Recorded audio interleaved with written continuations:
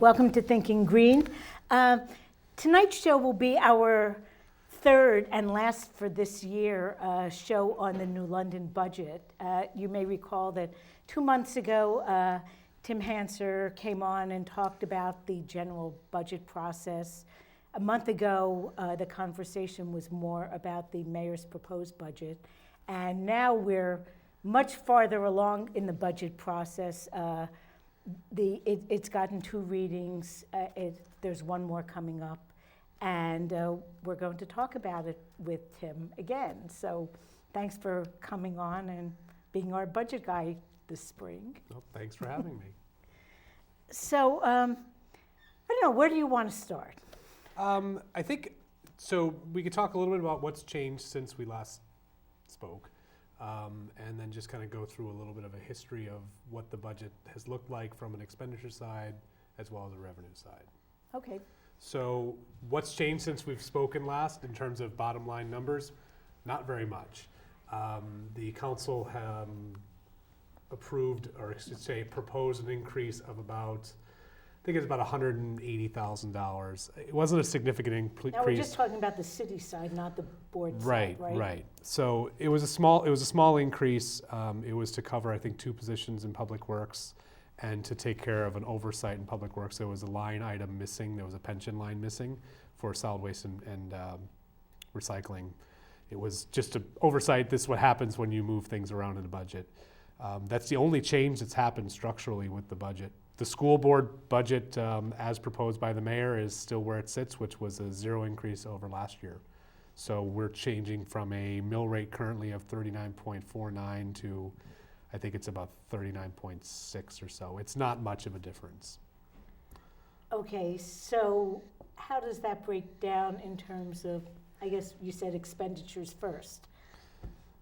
So the expenditures, I mean, they haven't changed really from last year. So where we were last year is about the same where we were this year. 10% is roughly 10% for police, 7% for public works, 7% for fire, 48% or so for the schools.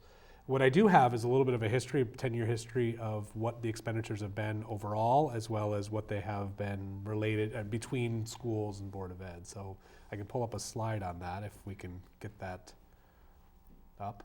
So if you look at this first slide, I'll give people kind of a second to digest it. So there are 10 years worth of data here, and these numbers are adjusted for inflation, because to do year-over-year comparisons, you have to adjust for inflation. Otherwise, there's not much sense in the data. The top line, that green line, is the total expenditures, and then the red line is the Board of Ed expenditures, and the blue line is city expenditures. And what you can see really over the course of the last 10 years is that our expenditures have actually dropped when benchmarked to inflation. So these are using 2016 dollars. It was about 90 million in 2008, and now we're at about 88, 89 million. So what happened in 2012 with the big dip? 2012 was the big year when there were big cuts. If you recall, in 2010 and 2011, those 2 fiscal years, 2010, 2011, I'm sorry, that was the 2 years that there were huge efforts to not increase taxes. It was, everybody wanted to hold the line. So yeah, you end up having a big dip. And some of those cuts ended up almost having to be made retroactively mid-year. Yes. So, okay, maybe we can look at the slide again and look at the... Sure. So I think it just gives you the trend. I think what I really want to get out of this is for people to understand that when you benchmark for inflation, the expenditures the city have made has not really changed very much. If anything, it's gone down a little bit. And the Board of Ed numbers are actually slightly lower than they were a few years ago. So was the city side. But you can kind of see those 2 lines cross each other at one point. But with the exception of 2012, the Board of Ed budget has always been less than 50%. Not by a lot, but just a little bit. And the Board of Ed budget has been flat funded most of those years. Yes, and what you can actually observe in the data is if you look at 2009 going down to 2011, those numbers drop because that's a reflection of the fact that there was a flat funding. Right. Because when you account for inflation, the numbers are going to drop. And the same thing's happening between 2016 and this proposed budget for 2017. So I could go to revenues. Yes, so the Unless you have any- expenditures really haven't changed in 10 years. No, not really. They've pretty much they've stayed pretty flat. And yet, our taxes have gone up. Right. So that brings me to my next slide, and what we have here is this is a two y-axes. So I'm going to walk people through it just so they can understand. This actually goes back to 2005 instead of 2008. So I added a couple more years. So it's 13 years worth of data. On the left axis, the y-axis, 25% to 75%. That's the percentage of our revenue from either property tax or intergovernmental revenue. The right axis, 25 to 40, is the mill rate. So if you look at the lines, the red line is the property tax percentage, the green line is intergovernmental revenue percentage, and the blue line is the mill rate. And what you see is that if you look from 2012, really if you look over the whole time frame, but if you look from 2012, it's the most acute. Our property tax, our percentage of our revenue coming from property tax has continued to increase. Yeah, sharply. Sharply. And that you see that in this mill rate jump. Now there are two things that happened with the mill rate jump. One was that we've got to take on more of our own costs because of loss of state funds, but the other piece is because it was a revaluation and the total grand list dropped dramatically. And I kind of recall that although the mill rate went up quite a bit because so many people's residential properties in particular went down in value, most of us residents saw a slight increase, but not a huge increase. Yeah. There were definitely winners and losers. I own 3 properties in town. I owned 2 at the time. Both of those dropped more in value than the tax increase. So my taxes actually went down as a total cost. But I think what really the reason I want to show this is because we are being asked more and more to pay for our own services out of property taxes because the state government is not providing us with the revenues. And I think one thing I also want to point out with this revenue, you see it kind of goes up a little bit here. Yeah. Well, this is the proposed budget. This is not actually after what the state's planning to do. I believe their vote is tomorrow. Which could have severe impacts on our budget, which is a whole So that can of little worm. dip up, could end up being a dip down. More than likely, it's going to be a dip down unless the council makes some decisions to cut expenditures. It's really unclear what's going to happen at this point. wow. So, okay. I'm not quite sure what to say about the state stuff. I did notice that in that same period of 2007-8, there was a little bit more money coming from the state. Was there something going on at the state that they were more generous? It was 2008, 2009. It was stimulus. That was actually the federal government was more generous. And it was being passed along. Right. So. And if you look historically, the federal government provided a lot more money to states. If you go back 20, 30 years, there was a lot more money coming from Washington to cover our costs. That was a 1 year, maybe 2 year change, and it was phased out. So in addition to the fact that we're not getting as much money from the state isn't getting as much money from the federal government, and we're getting the bad kind of trickle-down economics. Right. Well, actually, I think it's the only kind of trickle-down economics, to be honest. Yes, and we could do a whole show on the state's revenues and seeing that part of their problem is loss of federal revenue. They have several other problems. It has a lot to do with income tax revenue is really the main driver of our current financial crisis. But I think that's outside of the scope of what we were planning to talk about today. We're not going to talk about a public bank tonight either. No, but I would say the only thing to talk about is what are these impacts of these proposed state cuts. There's the governor and the House and Senate Democrats have worked out a tentative deal. My understanding is they have the votes to get this deal passed. So the Connecticut Mirror did an article yesterday highlighting town by town what the impacts were. I think they got their results from CCM, the Connecticut Council on Municipalities. So I taking the information I could find, looking at OPM's information on the state website, I think I cobbled together what we could expect to see tomorrow. And based on what I've heard from a couple of different people in the city government, my numbers are pretty close. They may not be 100% accurate, but this is going to give us a picture about where we are. So I can go to the next slide if we would like. So this is a small table.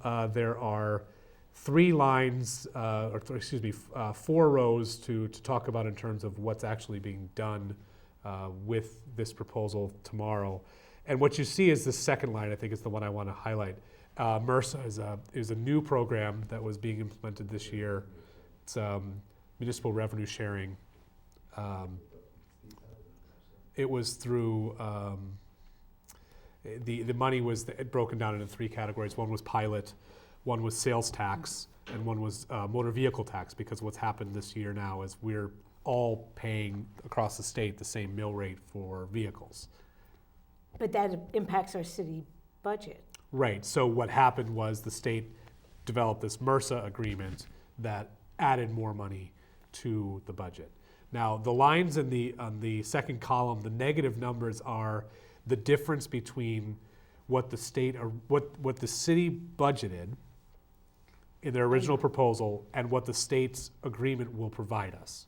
So that's a $1.3 million loss in MRSA, and that's out of about $3.2 million that was originally expected to be coming our way, $2.85 million. So about half of it was lost, and that was the compromise, because a week ago or 2 weeks ago, the governor's plan was to get rid of the entire sales tax sharing, which was, I think, about $900,000 for the city. So I know it was a problem with the motor vehicle tax, that it was inequitable because the value of the car was estimated on a statewide level, but people paid their local mill rate. So now we're still going to have to make up the difference. Well, without having all the numbers in detail, from from what I've read about what the governor was looking to do and what the state legislature was looking to do, I think the cuts. Now, how much this detail is relevant, I don't know, but the cuts that they're proposing are through the pilot as opposed to through the motor vehicle tax cover. Oh, interesting. But at the end of the day, we still lose $1.3 million on that line alone. Which is a significant amount of the budget. It's 1.1 mil. So I had the last column shows what the equivalent of mills is for each one of these lines. So bottom line is we're looking at 1.65 mils of lost revenue.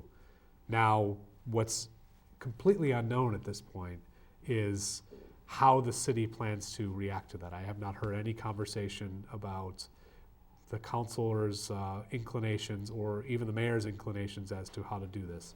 Our options are one of 3 things. One is raise the taxes 1.65 million, or excuse me, 1.65 mils, which raises it about $2 million to cover these losses. Cut service equivalents of $1.9 million to have no increase, or do some combination of the two so that there's an increase, but it's not as great, but there'd still be a service cut. Now, do those adjustments have to be made before the budget is approved? That's an excellent question, and I don't know if I know the answer to that. I think that's a question for the city's attorney. Well, if the city's attorney is watching, please call in. I'm sure he's watching. So this doesn't normally happen. We're not normally sitting in mid-May and the state government's looking to slash $1 billion out of their budget. This is a pretty rare instance, so there's really no precedent for how we deal with it. And there's 2 unknowns. I have it on the slide here. There's 2 values that were talked about in this article that there's been no discussion about. One is priority school district funds, and those are for I believe the 19 lowest performing school districts for extended day school and summer school programs. So the City of New London receives some revenues from that. And we have those extended day programs. Right. I have no idea. I don't know how much the city gets in that because it's actually in the Board of Ed budget, not in the city budget, but it still has an impact. And the other one is this excess cost grant, which is revenues to cover extra costs associated with special education services. So at this point, it's unknown how much or if at all the state's going to touch those revenues. And so this 1.65 is not the ceiling, it's the floor. Now, I noticed that there are two separate pilot reimbursements listed: state property and college and hospital. And of course, New London is impacted by both. And it looks as though there are that one is they're not being changed a lot, but I think year after year, all of this non-taxable property does have a huge impact on our budget. How can we adjust? That's a good question. Just to kind of go to the first part of the question, the numbers that I have on this table are deceptive, because the negative $140,000 for the college and hospital pilot is relative to what the mayor had actually put in his budget proposal. Now, his budget proposal was $400,000 less than it was a year ago, because that money was now going to be going into this MRSA account. So I think to say what the number is exactly is difficult. All the numbers are covered in this table. So the total loss is $2 million. But I would say that the college and hospital pilot loss is actually greater than that number would suggest. And that's a huge impact. If you look at the amount of real estate in New London that's colleges and hospitals, it's probably 1 mile of our 5.5 square miles. Yeah, it's at least that. Conn College almost owns a square mile in and of itself. But I think your second question was, how do we deal with this in the long run? Right. It's a really good question. I think what you look at, what happens every time the state has trouble, whether it's through their own budget crunches that's happened now, or if it's through a recession, if the federal government's not pouring money into the state, is that the first thing that the state does is cuts money to local municipalities. And the towns that are the most impacted are the ones who have the least ability to raise their own revenue. Like us. Yes, we're one of 6. I won't get in quite in the right order. New Haven, Hartford, Bridgeport, New Britain, New London, Waterbury. Those are the 6. Wyndham sometimes falls in that category as well. But those 6 are the ones that have the least ability to raise their own revenues, simply because they don't have they've lost the ability to tax certain portions of their town. And we're also the smallest, I see, of that. We are the closest. Wyndham might be fairly similar. Well, if we take Wyndham out of the equation, we are definitely the smallest, and New Britain's the next smallest, and New Britain is still over two times the size of New London. So we have that double whammy, that not only is there a lot of property off the tax rolls, but we don't have a lot of population to spread it around to. No, we really don't, and it's a real challenge. I think what really needs to happen is there needs to be some effort made such that the local governments do not have to rely on the benevolence of the state government to cover lost revenues that they otherwise have every right to raise. I'm not proposing. I don't think the proposal of a new tax is really necessary. But if there was some way to raise at least a portion of revenue from these non-taxable entities, we would not be in the state quite to the extent that we are now. Well, I believe that during the last session, Representative Baumgartner did propose a change to the tax law that would enable municipalities to tax not the buildings of a nonprofit, but the land that the nonprofits were on. And to me, it actually makes a whole lot of sense that the buildings are where the hospital is treating the patients, or where the colleges are educating the students. But the land, that's what these institutions are getting from the city to give them the resources that they need to fulfill the mission. So it makes perfect sense to me. It didn't go anywhere. No, it's not surprising it didn't go anywhere. It's unfortunate, because I think it is a great proposal. I think it's a good first step to really recognizing that there needs to be some mechanism for the local municipalities to raise the revenues themselves. Relying on the state government is something we would preferably not have to do. I think that's certainly the Green Party, one of the 10 key values is decentralization, and this would allow for that type of decentralization. And I know a lot of small government Republicans are very much in favor of local control. Local Right. control means that we don't have to rely on state revenues, but if the state doesn't allow us to raise the revenues, we're kind of in a bind. And it is hard to get the state to give up power they have, and right now they dictate how we can tax. Yes, they do. And I think we were talking before the show about how galling I find it when I see our property tax bill. You know, our mill rate is, 28, and were it not for the state benevolence, it would be 45. And at a time when they don't fund pilot properly, I feel as though maybe we don't really owe them, they might owe us. Right, and I actually, I looked at that information. So there was, the grand list was released about 2-3 months ago, and the non-taxable grand list for the city of New London is $840 million, which is not that much less than the taxable grand list. Now, assuming the numbers I saw were correct, because this was in a newspaper article, I wasn't able to find an original source document. But so assuming those numbers are correct, if we were able to tax all of that property, we would be able to lower our mill rate from the current 39.49 to about 25. That would be a huge difference. Yes, and 25 I think is somewhat of a magic number. And the reason I say it's a magic number is that the state of Massachusetts passed a proposition in the late 70s called Proposition 2.5. And one of the requirements of Proposition 2.5 is that the local tax rate cannot exceed 2.5%. Now 2.5% is 25 mills. It's the same number. So this was what was decided was acceptable to the state of Massachusetts and to the people of Massachusetts. So it's kind of a funny coincidence that's where we would fall if only the state would just leave us alone and let us tax the property. Now, to some extent, on a very small level, the city is charging fees for some things, services rather than covering them with the taxes. How much of an impact can you make using that method? That's a good question. And I think there's obviously opportunity for movement as a fix for our current situation. It's probably not the sole fix. One of the things that could certainly be looked at, which has been looked at, is a stormwater authority that would provide some revenues from all properties, not just the tax-bearing properties, but all the nonprofits would also be required to pay those revenues.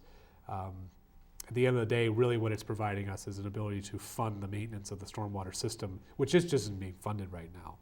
So the other alternative... Aren't we under federal mandate to fund it? We are. There are federal mandates for water quality, not necessarily that the systems be maintained, but you need to reach certain water quality targets. And at this point, the current requirements we meet. But from a maintenance perspective, if a pipe collapses, sure, we might still meet water quality requirements, but now we've got a flooded street or a collapsed street. So it's that's the real problem. It would have a small impact on the tax rate, but not a significant one. Now, another alternative was something that the former finance director and I, when I was working for the city, worked on and proposed, which was an enterprise fund for garbage. So rather than taxing people for the use of garbage and recycling services, you'd pay a fee. Now, at the end of the day, you're not really changing how much it costs somebody, but what you are is you're pulling that item out and making it very clear to somebody, this is what it costs for this service. And it's been shown to drive up recycling rates, which is a cost savings. That when you drive your garbage rates down, your tonnage rates down, we pay $58 a ton. We spend about $1 million a year, a little over $1 million a year in garbage tonnage. Even if you get a 1% reduction, that's still $10,000. and you've got a revenue stream on top of that. And I guess it does make a difference psychologically if people, if these services don't seem magic, and disconnected from their cost. Right. Well, and there's plenty of towns in the state who have done this, and the data is overwhelmingly convincing that it does drive down garbage tonnages and increases recycling rates. I know that there's different models. The town of Mansfield, what they do is they actually have, it's very much like a contractor. If you want, there's 2 or 3 garbage can sizes, there's frequency allowances. So you get billed based on what your desire is for service level. The town of South Windsor charges, you get 1 garbage can for a flat fee, and then you can rent a second garbage can for a lot more money. The whole goal is they don't want you to have that second garbage can, so they really charge you a lot more, and that's the way they manage the usage. Well, I have to tell you, since we have the huge rollaways and single stream recycling was instituted, just speaking for myself, we probably have to roll out the rollaway once a month. Yeah, no, I can say that's the same situation with me. In our last house, it was a 2-family house, and there were 4 adults, and even with 4 adults, it was once a month, once every 3 weeks, without question. Right. Now, I want to invite people to call in because there could be questions. The budget process in New London is sort of hitting the home stretch. It will have to be voted on the next time, and that'll be, I don't expect much change between now and then, but the clock is definitely ticking. Right. Now, one of the problems that I think this city encountered after all those tax cuts in, 2010, more or less, was that the fund balance went way down. So what's the status right now, and what does the proposed budget do to that? So right now, the fund balance is about $6 million. That was built up over the last 2 years or so. It was, I wouldn't say zero, but it was pretty close to zero by the end of fiscal year 12. So we were in really tough shape. What this budget does, it will almost certainly lead to deficit spending. There are specific line items that are just not being funded to the appropriate levels. Certain things like garbage collection, which I already mentioned, is being budgeted at a level that is lower than the last 5-year tonnage would ever be. The lowest number is still higher than what this cost is. There's no reason to assume that our garbage tonnage is going to drop by as much as this number suggests it will. So that's one. Natural gas bill is lower than it's expected, than the historical spending. Even in a mild winter, it would run a deficit. So there's real problems, structural problems with the budget that will almost certainly lead to deficit spending. And what deficit spending means is that you lose your fund balance, or you reduce it, I should say. Now, the 3 big departments in terms of city side spending are police, fire, and public works. What happens if they overspend?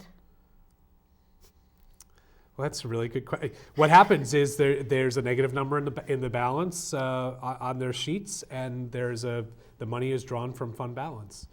I don't know. I mean, in terms of consequences beyond that, that's up to the administration to determine. And then the next year, you have to deal with the fund balance. Right, and what that can create, kind of not necessarily for the department, but one of the problems that took place with the city because it didn't have a fund balance is that fund balance also means cash flow. So, or I should say it's related to cash flow. There were situations where the city's cash flow was such that they weren't able to make, they were almost not able to make payments. And I could vouch for conversations that were had. I was in the room with the mayor, the former mayor, on the phone with the governor, talking about the situation we were in. We were able to avoid the problem, but they were real.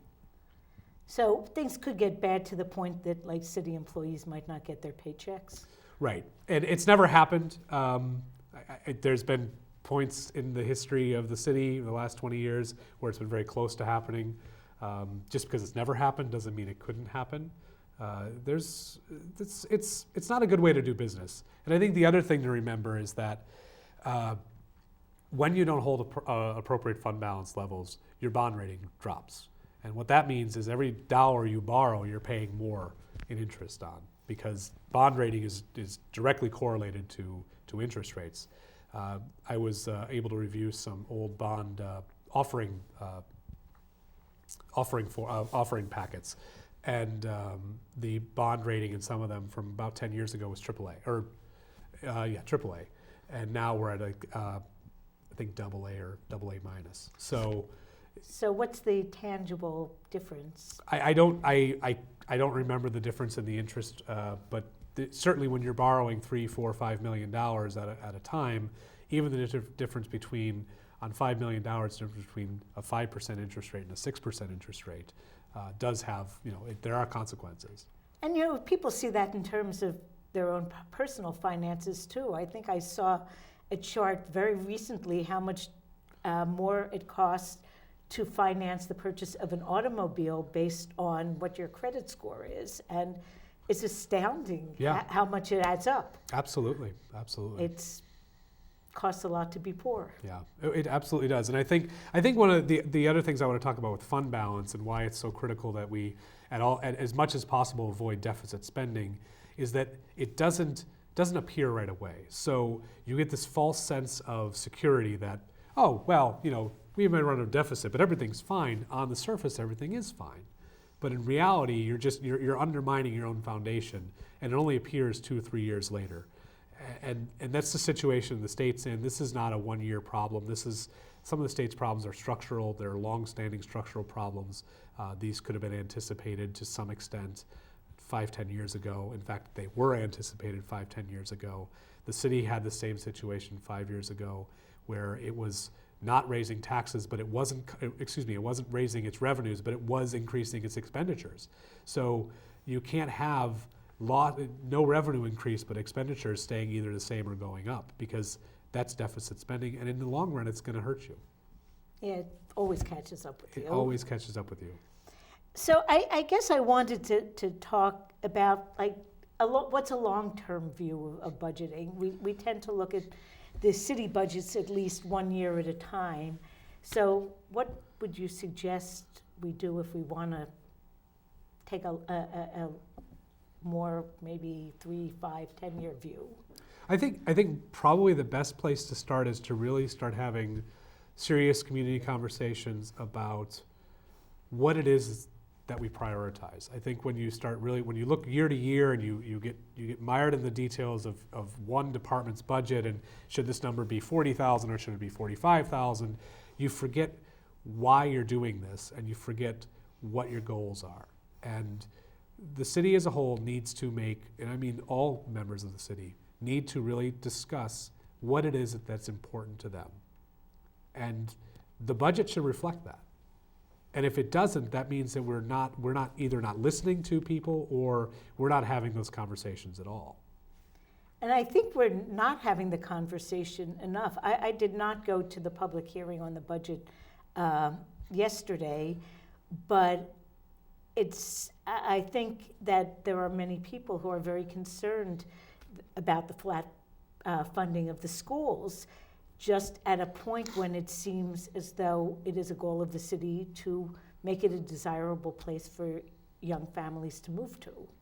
Yeah, I think it really does reflect the lack of a conversation that we haven't really we've made this commitment, this major commitment to really revitalizing our school system, and then there's a budget because of challenges. I don't dispute that there are challenges with the budgeting process.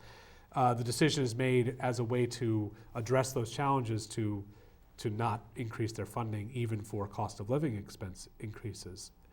And that seems to suggest that we're not thinking about what we want to do and where we want to be in 10 years. And I know that the staff of the teachers have had very few increases in the last 10 years, maybe just maybe 2 of the 10 years they've Right, yeah, had they went modest increases. They went several years with not only no increase, but they weren't No allowed. step. They weren't allowed to move a step up. So first or second year teachers weren't able to get a third year teacher salary. They were stuck at second year and weren't getting a raise. So it's that's ultimately a pay cut. And if you want to have a good school system, you need to invest in your talent, and your talent is your teachers. If you And, don't, and they're free agents. they ultimately are. There really is no way for a school district to hold a teacher. There's no contract that they're bound by in that regard. So New London's teachers are paid are not paid amongst the highest in the region. So if they're not getting paid the highest and there's other issues, they have a lot of incentive to move to other districts. And whenever you have a lot of turnover, for kids, it's a loss. For the school community, it's a loss. Oh, It isn't just a matter of replacing one body with another one. Right. There's those losses, and there's real costs associated with replacing somebody. There's a recruitment process. There's the hiring process. There's a training process. Those are real costs. They're not the intangibles like what you were mentioning, but they are very tangible costs. So really, the best strategy I think we could come up with in terms of where we want to go with our budgeting is to determine the path and to make sure we fund it appropriately, so that we can really not waste money by having a lot of turnover. Yeah, and that goes for all the departments, Yeah, not no, just education. Across the board. And if the community conversation is we need to have a smaller school district, okay, that's the community conversation. Let's take those steps to get there. If the community conversation is to reduce garbage collection to once every other week, okay, well, let's take the steps to get there. But if that's not what it is, we need to fund it appropriately as well. I'm thinking that this year, our community is supposed to be working on the update of the Plan of Conservation and Development, and I'm not sure what that process has been, in terms of this year's work. But I wonder how could we get budget priorities into that process? That's an interesting question, and I can't say I know how the process is working here either. However, I have some knowledge of the Plan of Conservation and Development for the town of Mansfield, and the town of Mansfield really did find ways to incorporate those two pieces. The document is amazing. It's I think it's about 400 pages. Is it online? It is online, so people Okay. can look at it. It's very easy to read. It's very nicely laid out. I have no idea what kind of money they spent and how much time they spent to do it. But speaking with some people in the Planning and Development office up there, there was a lot of conversation. It was made very clear through those conversations what direction the town wanted to take, and they're really taking actions. They had action items within that plan, and they're finding ways to incorporate that into their annual budget process, so that when they say they want to preserve their rural character, and to do that, they're going to focus development in small, dense pockets and change zoning to be able to do it in some other things, that they will then make sure they can do that through their budget process to the extent that the budget process is relevant to that issue.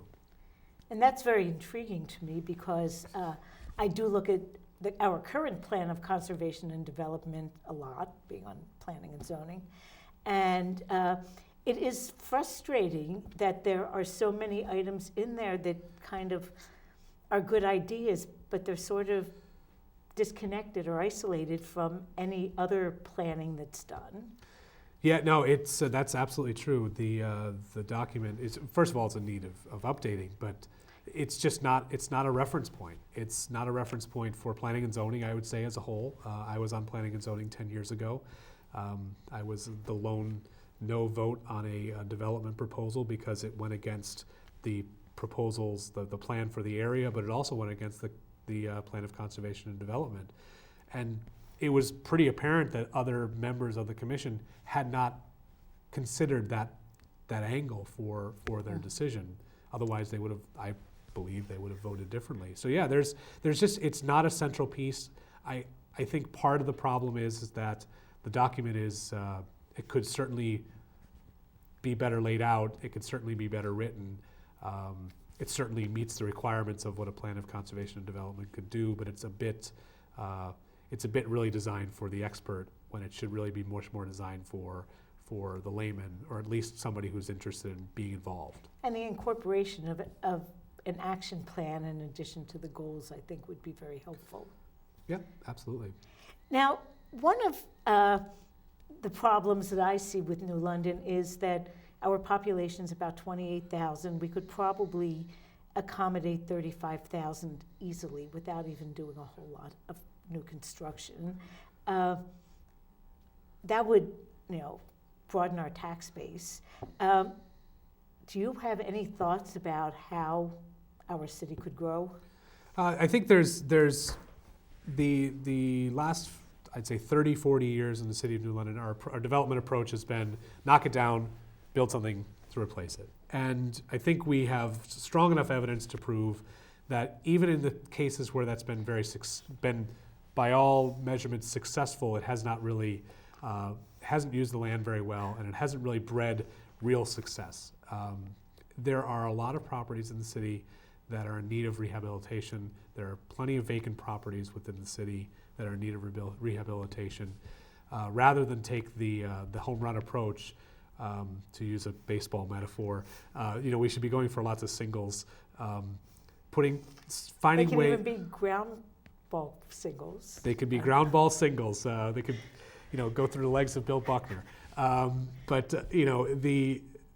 There are so many houses, and when you look at the cost to renovate one house versus the cost to redevelop Parcel J, as just one example, and the cost to redevelop one house is, I would say, even if you're on the high end, is $75,000, $100,000 for a two-family home, unless it's in really, really bad shape. Whereas that would barely get you started at Parcel J, and the chance of success for that small project is far greater, as evidenced by some of the programs we've had in the city that have been successful, versus the. Sure, people can go to Belden Street and see how it's changed over where it was 15 years ago. Absolutely, Belden Street's a great example. It's amazing how much of a difference. But you look at Parcel J, and it's been vacant for 35 years. It's not because proposals haven't come forward. It's just because it's a higher risk approach.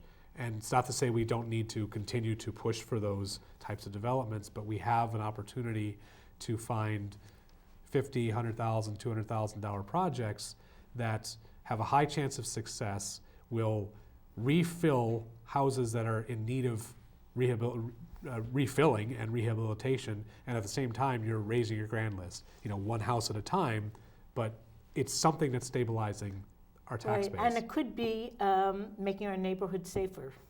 Yeah, absolutely. I think another street I think of, which isn't necessarily one that was used, there was a lot of this type of funding used for, but I've seen a big change over the last 12, 15 years, is Prospect Street. Now, I moved here in 2001, and I was looking for houses in the spring of 2002, and I actually looked at a house on Prospect Street, 9 Prospect Street. And it needed a lot of work. And Prospect Street, the houses need a lot of work.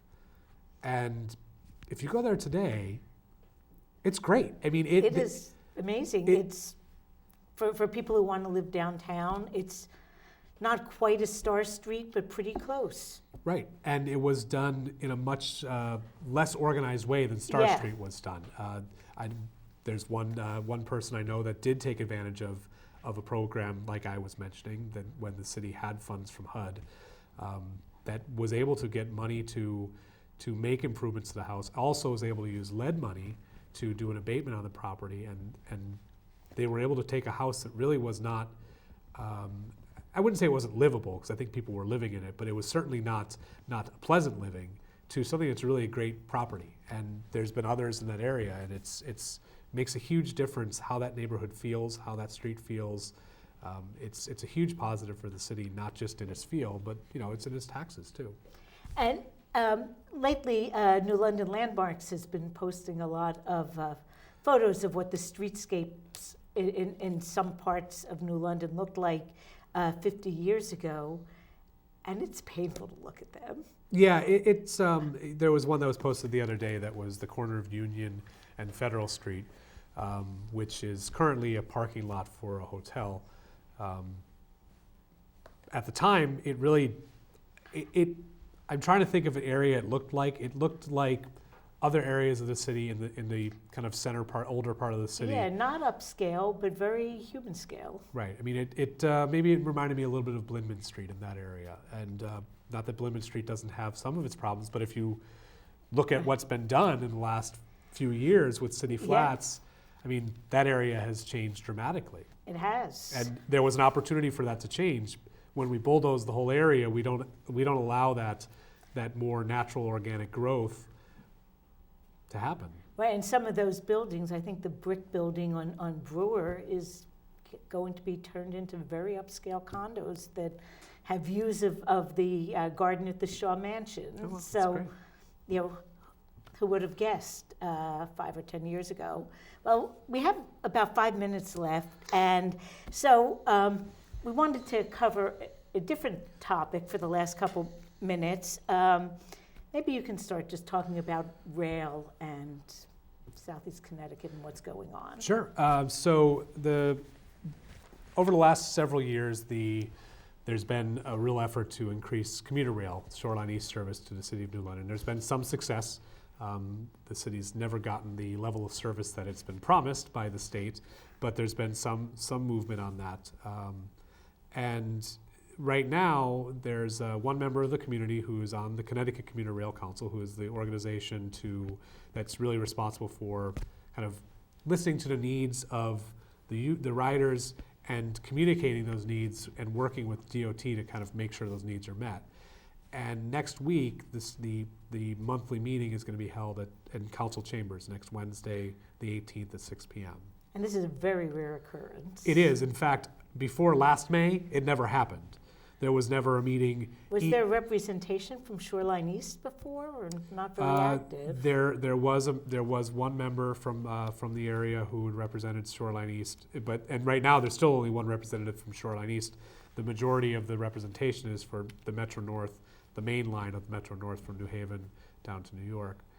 But I guess to talk about how rare it is, right. not only was there never a meeting before last year in New London, this is the only meeting east of New Haven the whole year. There's 12 meetings a year, and this is the only one east of New Haven, and New Haven only has 2.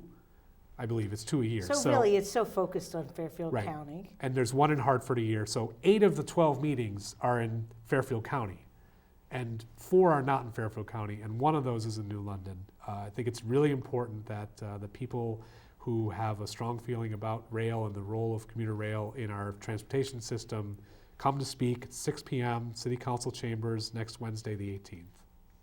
Okay, and is there anything in particular on the agenda, or is it more like an opportunity just for the public to be heard? It's just their monthly meeting, so there's always an opportunity for public comment. I think some of the things I'd like to talk about, which I plan to speak about, is looking at ridership trends for Shoreline East. The ridership in New London has continued to increase. And on weekends, we are the busiest station in the system. And on weekdays, with only half the trains, we are the third busiest station in the system. So there's real demand in New London for the rail relative to the whole system. So we really need to keep pushing the council, to keep pushing the DOT to provide better service and more service. Now, is there any talk at all of extending the service east to the Rhode Island border? You know, it's funny. So there was a public transportation committee, which represents all public transportation for the state, made recommendations to extend the service. That was not proposed by the Rail Council. They weren't even aware that it was being discussed. To my knowledge, DOT hasn't really jumped on the bandwagon either. I think there's opportunities there. When you look at the nature of the stations that are currently in existence east of New London, which is Mystic and Westerly, they don't have much for parking space, so they're not really conducive to being a commuter station. So what I would like to see, and I've relayed these concerns already to the council, or these suggestions, is that if this service were to be implemented, that we start with weekend service, summer weekend service, ideally, and that's a way we can bring people into the region without adding to the congestion that we see on weekends on I-95.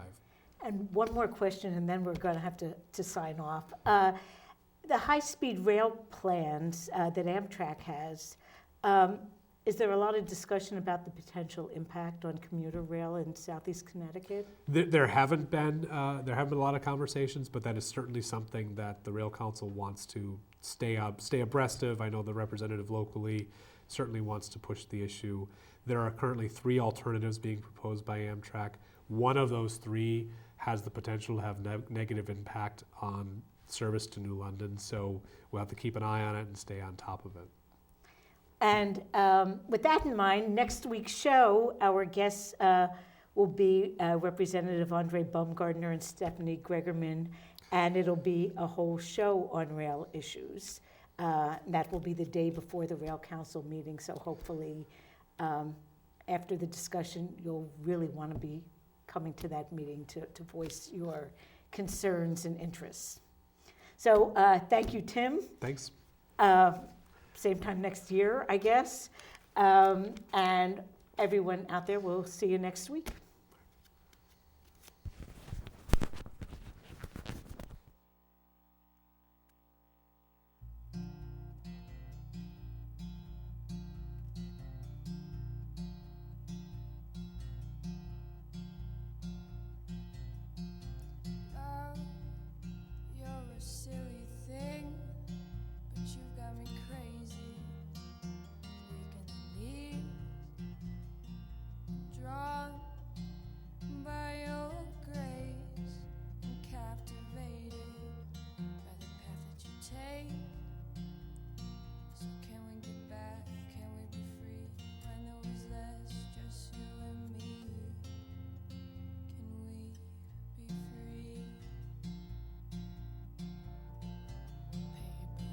Turns, threadbare hearts.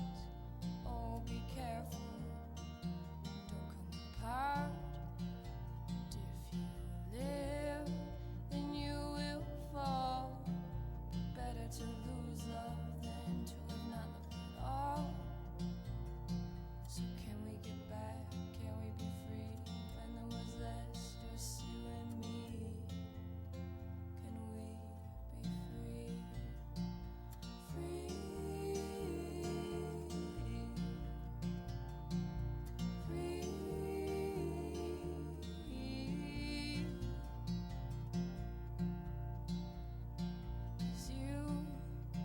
You stole my heart, it was a treasure left unlocked, and I was so naive, I let you do whatever you please. So can we get back, can we be free, when there was less, just you and me?